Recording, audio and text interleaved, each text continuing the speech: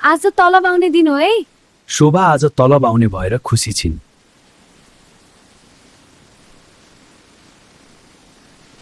ए यार काम त पछि गरौँ ल, पहिले चिया। पुरुषहरूले लिने चिया चुरोट ब्रेकमा पनि शोभा भने काम नै गर्थिन्।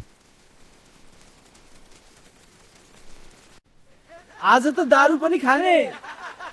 म त नयाँ सिनेमा हेर्ने सोचमा छु। घरमा रासन सकिएको छ, म त्यही किन्छु। बुढाको पनि तलब आएको छैन। काम त उनीहरूले भन्दा मैले नै बेसी गरेको थिएँ, तर तलब आधा मात्र दिन्छन् सधैँ।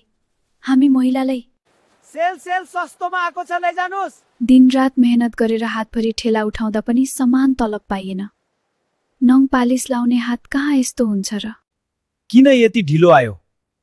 घर आउने बेला यही हो? घडी हेर्न आउँदैन तलाई? दिनभरि थाकेर आयो, घर आउँदा एक गाँस तातो भात पाक्या हुँदैन। महिलाहरू बाहिर जति काम गरेर आए पनि घर पुगेर आराम गर्ने माहौल बन्दैन।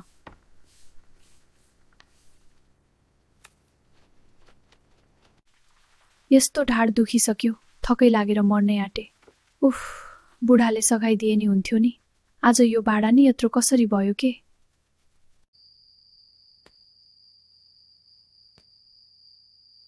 कति ढिला आए कि आऊ बुढी? आज म धेरै थाकेको छु, सक्दिन बुढा। तेरो हरेक दिन यस्तै हो, बुढालाई खुसी राख्न सक्दिनस्। यस्तै भए कुन दिन सौता हाल्दिन्छु अनि सुत्नु एक्लै।